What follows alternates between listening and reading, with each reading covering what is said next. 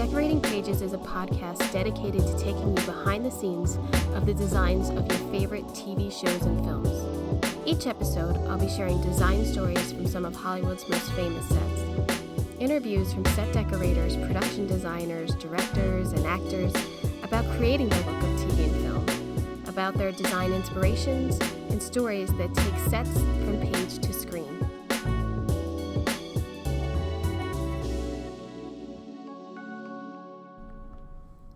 Hello, and welcome to Decorating Pages. I'm your host, Kim Wanup. A set decorator works closely with a location manager, especially if a TV show or film is location heavy. Now, what that means is that there are more shooting days on a location than built sets on a soundstage. When I tech scout a location, the location manager, the producers, the production designer, and the director have usually seen the location and have the details of how the scenes will play out. My interaction with a location manager is that of seeing when I can get in to prep the location. How am I getting the dressing in? Can I make holes in the walls for art? And what time do we have to be out of there for our wrap? Most of these questions are asked by my lead man, Patrick Alvin, who's a saint. He's coordinating the trucks and the manpower to get this all done. I, with all certainty, would never want to be a location manager. It's a hard gig. You not only have to smooth the people at the location, sometimes asking people to leave their own homes and move out for 3 days. You also have to deal with almost every department head to coordinate how you will shoot this location. Where are the trucks going? Where is the cable running? Where is Crafty being set up? The actors' trailers. Dealing with loss and damage after the shooting. It's so much. Plus making sure the entire crew knows where they're going, what time they can get in, and what time they gotta be tail lights out. And the dreaded hours, you gotta get up really early and stay really late. But the payoff is the contribution of giving the project the value of a location to tell the story. Think of a film like Roman Holiday without the sights of Rome, all of those beautiful locations they went to. Or, as I'll ask location manager Caleb Duffy, the cities that became characters in films like Traffic and Ocean's 11. I've been working with Caleb Duffy for the last 3 years on the show VEEP and The Good Place. He's a super chill guy that no matter how rearranged the schedule gets and flying minute by minute, he always seems to keep his cool. And believe me, on VEEP, things changed every 30 seconds. I know how hard he worked on VEEP to get those locations for every episode. So many locations. Some days it was impossible in my mind to even decorate them. I can't imagine coordinating getting them. Some episodes has as many as 20. In preparing for this interview, I looked him up on IMDB, which I don't think I had done before, and I had no idea the resume this guy has. And actually how many people we know in common from working with them in the past. Caleb started early in the 2000s as an assistant location manager on projects such as Erin Brokovish, Traffic, Ocean's 11, Terminator 3, and a location manager on Superman Returns, Into the Wild, The Artist, Behind the Candelabra, Thor, and just recently Wine Country. He's location managed TV shows such as Greek, True Detective, The Good Place, and VEEP. I hope you enjoy. I have no idea how you started and how you got to, Hollywood. Are you from here? Yep, I'm from LA. You're from LA. Yeah. Born in South Bend. Dad was at Notre Dame, finished his program, moved the family out to LA because he was a rock and roll stud. And, nice. Came within an inch of, that being his life. Oh. It was super close. That's so awesome. It's pretty cool. And then yet, I know, and then my brother came along, and then my mom said, "Hey, we got 2 kids to feed. Go be an architect, please." Yeah. Oh, so nice. that was his fallback. That's a huge. I'm either gonna rock out or I'm gonna be an architect, which is sort of a straight-laced type of person. He's not. Yeah, he's a true Renaissance guy, and I feel like it's helped me in what I do, just to have an understanding of style and what era, style, craftsmanship. So that was really cool to kind of get that through just osmosis. Wow. He still plays drums. He's still a jazz drummer. Just moved to Nashville with his wife, and they're like, retiring in Nashville. Oh, that's nice. Yeah, it's cool. And to music. Yeah. He's such a perfect place to retire to for that. Yeah, I think it's cool. I think he made the right life choice, especially for us as a family. You know, it's pretty cool. But yeah, grew up in the Valley. Yeah. Full deal. Lived in New York. Lived in Boston. I love Boston. I can never live there though. It was. I do too, and I had to move back because the weather. Did you work there? School. School. Yeah, that's kind of where I got directed into doing film and TV production as well.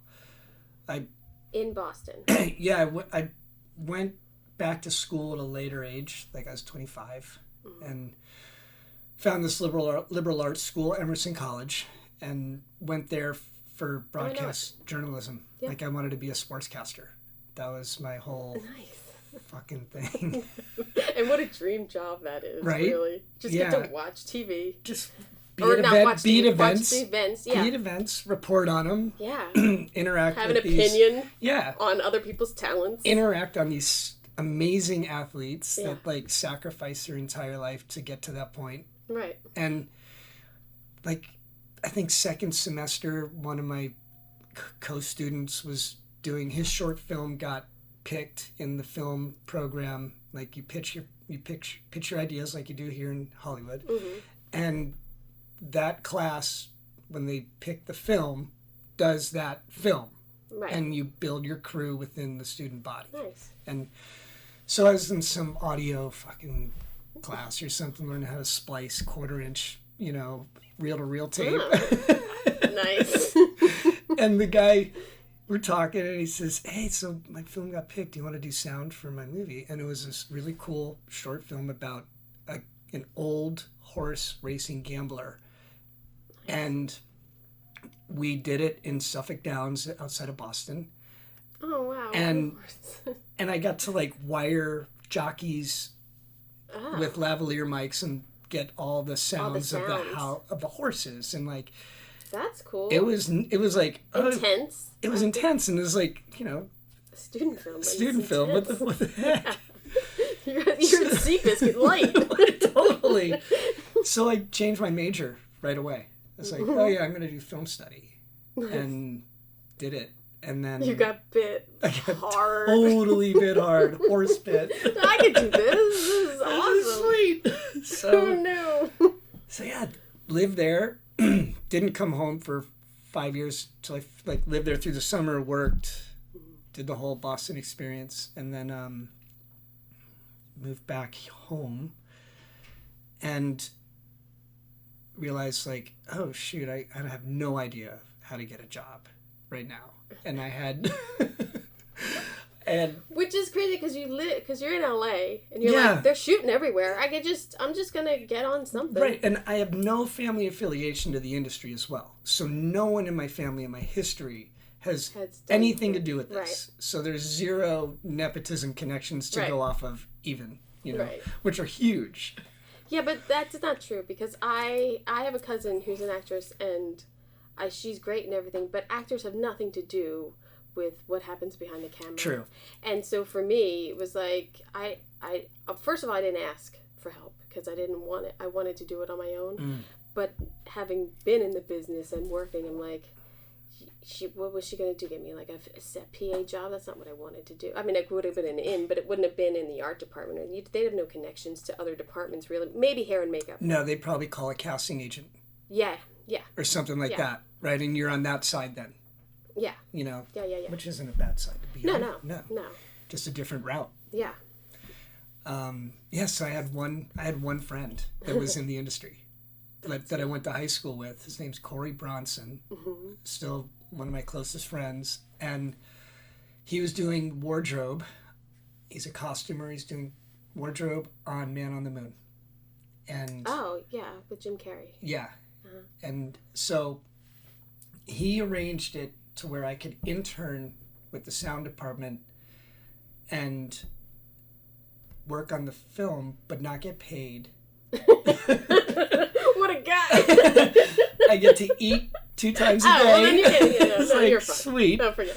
Free meals, you're in. Yeah, it's great. And so for 2.5 months, I got exposed to like what we do, wake up early, get to set, and I sat next to this sound mixer, Chris Newman, for the entire film.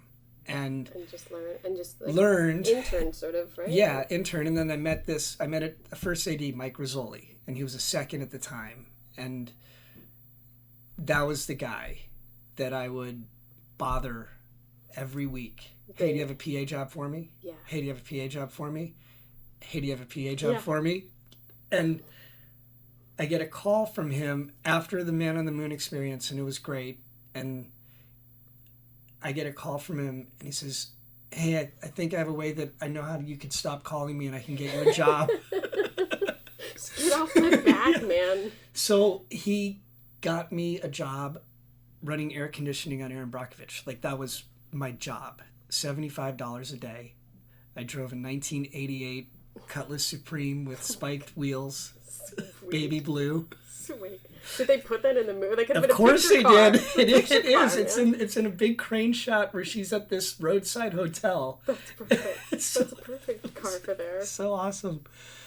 So my job was to keep, we were out in Barstow. We didn't have close vendors. We're 2 hours away. So they hired me to run 7 machines and move them around with transportation and learn around. That's not an easy job. No. Those big tubes and everything, you gotta come My in. hands are bleeding every day. I worked Yeah. 16 hours a day, and it was It's a really hard job. It was the best job of my life. Right. Like, what? This is great. Yeah. I'm in Barstow. Yeah, This is Hollywood, man. They're giving me per diem. Oh, yeah. Well, then, yeah. I'm like... It's like going to Vegas and winning the first time. Then they've got you for life. You're always like, oh, I got this, I got that. Totally. And then it's not only that, but it's a Soderbergh film. Right. And you're not starting on, like, some shitty... It was so... softcore porn like I did. Like, you started out big, dude. I stepped into, like, luck. That's awesome. Right? And was so stoked and so grateful. Like, that manager ended up mentoring me for 7 years. And I was his key assistant, like, for traffic and oceans, and basically did Full Frontal, Steven's, like, midlife crisis movie. Yeah. And it was, I still apply things that I learned from Ken Lavett today. And he gave me absolutely the window into the creative aspect of what a location manager does. And he said, this is in the prep portion of things, he said, this is your opportunity to get your eye and your brain into the movie. You have a location manager has such input so early on. You're basically you're helping give the style of the film. 100%. Especially if it's all locations. You're finding these practical locations that we're going to shoot at that have the bones, hopefully, to lend to the story. Totally. And the sets. And I'm so happy that he implored that and, like, gave that to me. It was like, it's huge. And that's my favorite part of the process. What is your process? Let's put it that way. My process is, first, I listen. I just listen, especially in the very beginnings when the director... I don't listen. Okay, number one, I don't listen at all. I'm thinking about what I'm going to say. Yeah. No. So good. I just try to listen to what the director and the designer and the producer, because there are a lot of voices, as you know. Like, everyone wants to have their voice in. Yeah. And it's part of what we do, and you want to be validated There's a lot of cooks sometimes. Yeah. And they're all valid. It's your producer, the director, the designer, the location. I mean, everyone has their path of the way they want this to go down. Yeah. And some of them conflict, and some of them, everybody's on the same page. But a lot of times, not a lot of times, but sometimes it gets hairy. when nobody is thinking the same way. Yeah, you're all off in a different Yeah. tangent, and then you're done. Really, you really have a fighting chance just based on if people stay cool. Because then you have to get options for those different views.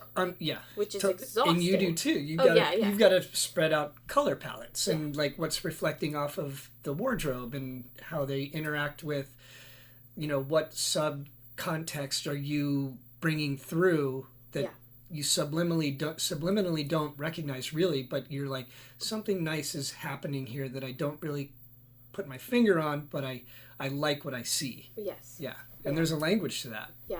Coming to all, like, the synergy of it, all coming together is really sometimes magical, because you're like, wow, look at that we all sort of we only talked once. Yeah. And look at how this all came together. And it worked really well. And that's Veep. 100%. Like, that is Veep. The convention, that was Veep. The convention set was that exactly. Like, that was an amazing feat. One scout, one meeting, and then everybody just break, and everybody does it. Go crush it. Yeah. It's pretty awesome. Yeah. Well, many sets like that on Veep. Fuck. I mean, every season. The locations in Veep, we were so location heavy, sometimes doing like 3 or 4 a day. Yeah. And then 3 or 4 sets in those locations. Like, I'm not even joking. It was insane. It was insane. And unfortunately, the audience will never see half of what we did. No, they won't. Which is a bummer. It is. It's a bummer if you're a fan of the show, like I am, and there's so much comedy that is not going to be seen. It's so many good scenes. That bothers me. It gets overpowered by the jokes. Yeah. Right? Yeah. Yes. Because that's the power. Yes. Yeah. And I discussed with Jim how many times there was a joke there, and the location or the set reflected that joke, but then the joke got cut. And then our set just looks like, why is that big flower piece there? Right. you know, something like as easy as that, but it's distracting to me as a viewer who's looking for that. But right, and we also have read the 60 pages of the content, and like, oh, that's so much that is not there. Yeah. Yeah. And do you get frustrated, as I do, when we spend the time and the effort and not our money to go to these gorgeous locations, and then it's just heads? Sometimes I'm like, oh man, that's such a wasted opportunity, and we had there was so much depth there, and we really showed this right. Yeah. And it doesn't get shown. Yeah, I sometimes get, especially if it's a really great location or set or something, like, oh man, that's hard. How closely do you work with a production designer? Extremely. Yeah. It's different though these days. Like we used to get in a car, drive around. The two of you. The two of us. Yeah. Like when we had time.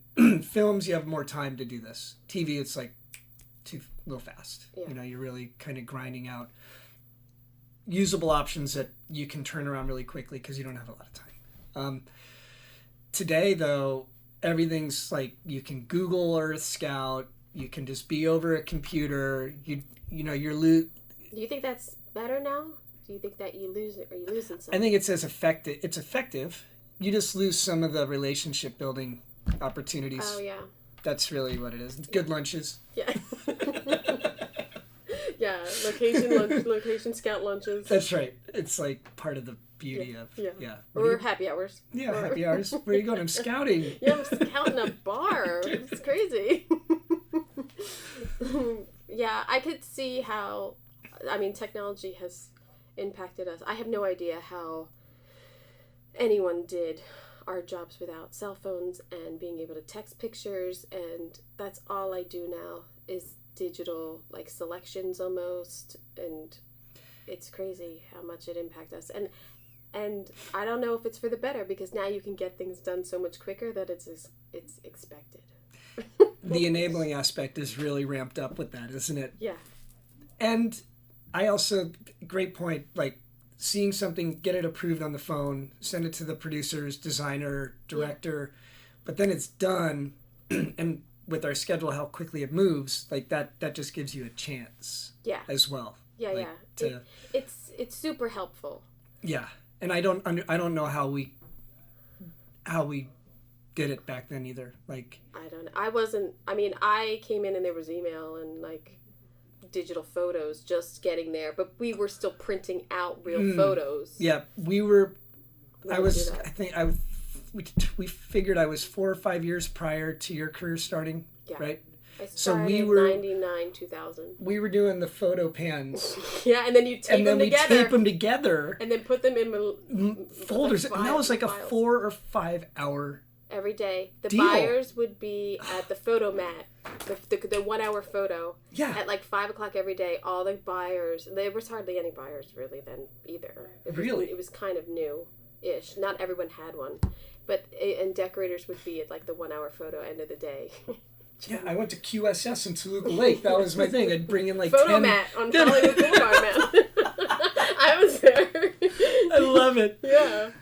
Yeah, so, and to be able to do this in this time period is pretty cool. Yeah. Yeah. I always say I would never want to be a location person because although our department's first in a lot, you are like first in. And you are last out at a location. Yeah. It's a little thankless. Like, what's your typical day though on a location? So like if we're going into a location that's filming, typically one of my department and myself will open up to meet transportation to get them into a gate. That's usually at like 3:30 in the morning. Yeah, this is based on like a 7 a.m. call. And you've already put up directional signs. Like everything's already up. Yeah, you're already up. That was done the night before. Yeah. And then we open up location, get catering landed, transportation landed, start meeting the site reps around 6 a.m. Hopefully mix in a nap before then in the car. Yeah. And then get a comfortable car. Your location manager. Seat heaters. Yes, seat heaters. Key. I've been there. And then we open it up, and I usually hang around myself for about an hour and a half, 2 hours once we get going, just because that's where shit can go sideways. Right, because when they come in and then they want to rehearse and everything, hey, can we go into this room? Exactly. Can the cable go over here now? The sun's not working, you know what I mean? And my team will handle those smaller pieces usually, but of course I'm going to jump in if like I'm right there, but it's like more like our producers now, David Hyman and Morgan Sackett, and the director, whoever that may be, if there's something, and first AD, if there's something affecting the schedule that's coming up for tomorrow, I'm going to learn it in the first 2 hours on set. Right. And, yes, they can text it, but I'd rather kind of hear what's going on, check in, what we're looking at, and then basically leave the day to my team. Yeah. And then I am looking to what's happening down the line. Yeah. Once we really get to the day of filming, I'm done. With that. That's kind of. Once I dress it, I'm out. You're out. I'm never really there for shooting. I'm never. No, and your last check-in is the day before at the end of the day. Yeah. With the set. Yeah, I'm there for rehearsal. Yeah. Oh yeah. I'm there. Yeah. I'm usually, but you're open already. A set. And if just because they need to move something around for camera or something like that. Right. Yeah. This isn't working. Or, right. This was perfect. I basically come in just for like the pat on the ass and the tap on the head. Yeah, right? As we all do. You got to get validated and say, yeah, this works. Or, no. Yeah. I have learned no news is good news. Greatest news. No comment. Nailed it. Yeah, totally. I don't need validation at all. I just I don't need any comments, honestly. It's nice. That is nice. That's actually well put. Yeah. But I don't need any comments. Yeah. That's my job, and And standards high. You're just hoping no one's making any comments really like, hey, can we get another chair? No. Yeah, don't have it. We're 20 miles from a prop house. No, I always say, let me see. First? But in my head, I'm screaming. No. I'm screaming it in my head. You could see that a lot in my eyes. I have that same feeling often. Like, I'm just like, when a major schedule change? Let me see what I can do. Yeah. Mother, I showed you this chair. My response, one of mine is, I need an hour to find out. Oh, that's something like that. Buffer. And for 50 of those minutes, I'm cursing. Yeah. Well, it's always like, how much time do I have to get that? Totally. And then be realistic. Shoots in 20 minutes. I'm sorry, I can't do it. Can we Apple box it up? Can we get a pillow? Can we do something? Can I put a blanket over? I don't know. Yeah. You gotta be able to, you gotta like fly with options. 100%. Yeah. What resources do you have? I don't hold I don't hold a library of options. I think I've got a pretty good memory of stuff. Like, why don't you? I think things get dated. People change them over. I don't want to show something that's been changed out if someone knocked down a wall. And I like to approach each project as a fresh kind of deal. Keeps me. Work. But I know, I know sometimes that I never try to jump in on any other departments. I don't like to give suggestions on any other departments because I hate when someone says, it'd be great, a plaid chair. Oh, yeah? Really? Well, then you go find that plaid chair. Cool. That's sort of like, so I always hesitate to give suggestions, but having been on so many locations, there's times when reading a script, be like, oh, yeah, that candy factory downtown would be cool. I wonder if they're going to go see that. So. Some managers have weird egos about that shit. I don't care. Like, if someone has a great suggestion, like Morgan suggests stuff all the time, and I love it because he's usually like 90%, 95% like spot on, and it's a great and I know he's suggesting it because there's so many other pieces behind it that involve like actor availability. You need to jump out from studio and be close, and he's familiar with it, and it works. Yeah.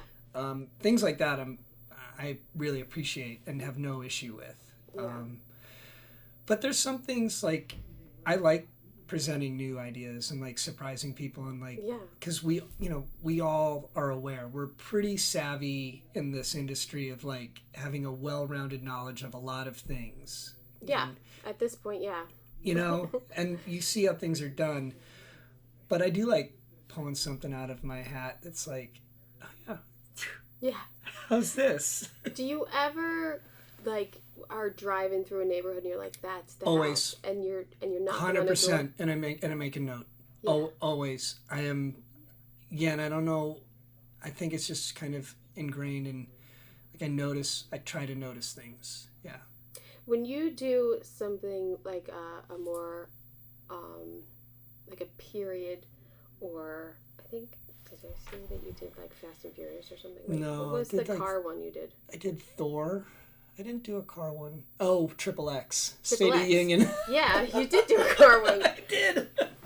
Like, are you looking at like road? Like, does that matter? Or you're just looking for stretches they can ride? You're not looking for like, oh, there's a donut place back there that'll be good when they're driving past it a million miles an hour. If it's scripted and they need to like see something of a store reference and you need to land in front of it, we anchor off of the place there. And then build out our roads. But also, it's like, where can we get full control for high energy stuff like that? Yeah. And how does that, like, because you also have to work with permits and the city and constantly getting approvals from lane closures and... 100%. You have so much paperwork. Always. And thank God for my coordinators that, like, all of them that I've had on my team. Pulling permits, it's like insane. I do my own permits. Wow. On VEEP, you did your own permits? I do my own permits. I don't farm it out. Because here's my philosophy on that. First... Do the permit people hate you? Because they love me. Because No. there's so many No. locations we This prepped is and then never shot true, and never but went to. this is why they appreciate me doing them. My direct line of communication is right to my coordinator. Mm-hmm. Instead of me calling a permit service. Oh, I see. And then they speaking for me. Right. So right there I'm weakening my chain. Right. And personability goes a long way 100%, here. and that started when Ken Lavitt had me doing our permits by hand, writing them out, and then having to sit in what used to be the EIDC, which is now Film LA, and go through the permit with the coordinator at their desk for 2 or 3 hours and wait.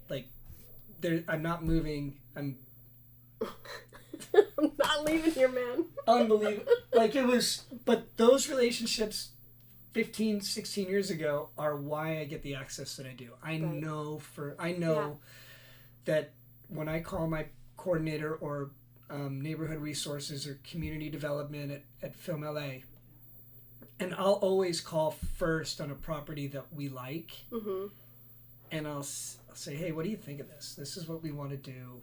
I know we have to go through a lot of steps, but what I'm thinking this area, what do you see in your system? And then we start talking about red flags and and I don't know if we could close the street down for these hours. But then there's weird ones like Hail Marys. On True Detective, we had a sequence where a moving truck is on the freeway. Was this season 1 or 2? 2. Yeah. In LA. Yeah.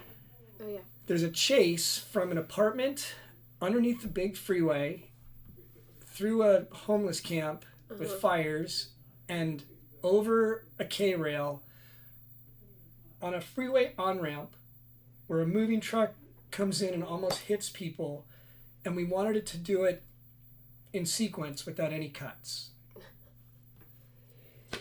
Bless you. Sorry.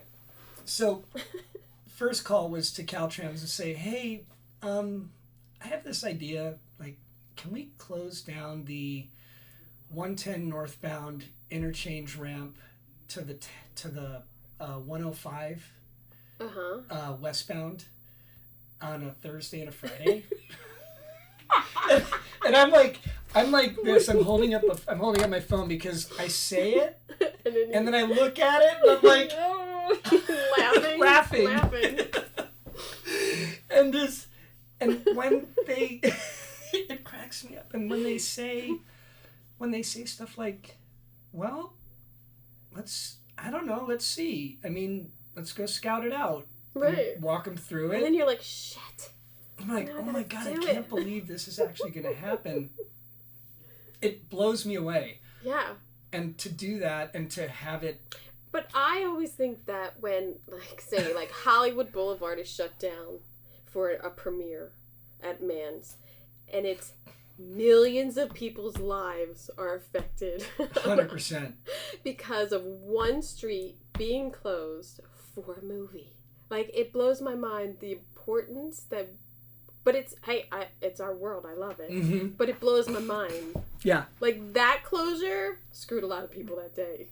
Oh, I bet. Huge. I have to bet that. Huge. But, some of the stuff we do, we have to get flasher boards up 10 days before. Right. But yeah, you're making people aware. It's not hey, shut it down 5 minutes. Yeah. You gotta prepare. You gotta prepare something like that. I worked on Charlie's Angels. We shut down Hollywood Boulevard between Highland and La Brea for 3 straight nights. Right. And that was $220,000 each night. Wow. Yeah, your location fees are ridiculous. Your budgets are... My budgets usually fall huge. 12 to 15% of an overall production budget. Of the whole budget for the episode or show. Mm-hmm. Yeah. Yeah, it's a lot of money. It's a lot of money. It's a lot of moving parts for you. I would never want to do it. I wouldn't suggest anyone do it, actually. I'd say go look at other departments. It's hard. Mm-hmm. It's a really hard job. It's really stressful. You have so many things that could go wrong. 100%. What worries you What's your biggest worry on a location besides where's Kim gonna park? Well, that's priority one. Get the look. Kim, you're good over there. That someone doesn't show up that has a key. Yeah. Somebody oversleeps. I do that all the time. I'm good for 2 oversleeps on a show, always. So we always have like what we call bus notes. If you get hit by a bus, everyone has the information. Oh, wow. So the whole team knows. Like, sick. I like it.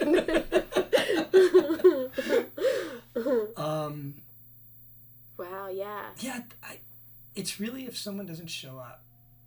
I really have two rules in my department. Mm-hmm. One, don't fucking run on set. No running. No running. It freaks people out. You're so right. You're so right. People get nervous. Yeah, people are like, what's the rush? What happened? Yeah, like, why is the location department running? Someone screwed right. up. Something's bad. Something is horrible. That's a really good I actually rule. pulled a joke on Dax Shepard shooting Hit and Run on the last day of filming. Mm-hmm. And I don't know if you saw the movie, but we were at CSUN and he wanted to drive his off-road Razor up onto the library steps into the courtyard by the front doors of the library there. Yeah. Like it's like their centerpiece building. Right? Yeah. So me and the stuntman, Stevie D, arranged this practical joke on Dax that we're having our permit revoked and pulled from some board of regent at the school, and I was going to start running, like just in wild directions. The panic in his and face. See panic, and it was so effective. It totally worked, and I felt horrible after, like, because we had this really ambitious day. It's the last day of filming, and Dax was under a lot of pressure to get it done. And you're just fucking with his psyche, like, shit's going down, man. I gotta get this. We gotta get this shot. Gotta get this shot. Yeah, we're gonna get kicked out. Steve and I were like, that's a good one. It was a good one. That's because it is the visual of somebody running on the set when everybody's basically in slow motion. That's right. And you're watching paint dry. You're watching a grip put up a flag for 20 minutes and you're like, how's this? Come on, man. The other one is have some fun. Like, just like try to have some fun. You always have a good group. I think so too. Yeah. Yeah. Your people are always like you, like lighthearted, nothing too serious, nothing like... I've worked with a couple of location managers, and the first thing they say to you is no. Right. Yeah, way to lead. Man, can you just like play with me a little and then tell me no? Like, which I do to people anyway. You know, you gotta just say, like we said before, like you gotta say, like, let me see what I can do. No. Yeah. But the first word out of the mouth is no. Is such a shutdown. It's a really, that's a learned lesson in this business. Don't say no. Say, let me see what I can do. 100%. I have actually told my crew, just don't say no to me. Because let me believe for 5 seconds that we brought that chair to set and nobody forgot it. Do you know what I mean? Like, yeah. Don't say, we don't have, I don't know where it is. We don't have it. I didn't pick that up. Just say, let me see what I can do. And then come back with an answer. Just let me be in La La Land. For the panic of it. I understand. Like, don't kill me right now. Yeah. Don't crush my dreams. Yeah. That was part 1 of my interview with Caleb. He's such a chill guy, as I hope that came across. In part 2, we talk about Behind the Candelabra and hiking mountains with Sean Penn on Into the Wild. So check it out. Check out the blog post for this episode on decoratingpagespodcast.com and see some of the pictures of the sets that we talk about. Also check out my weekly blog, What's One Up Watching? My weekly post about beautiful production design in TV and film. Thanks for joining me. I hope you got an earful. Decorating Pages is sponsored by Stogie Floaty, luxury pool floats. Float 'em if you got 'em. Visit stogiefloaty.com.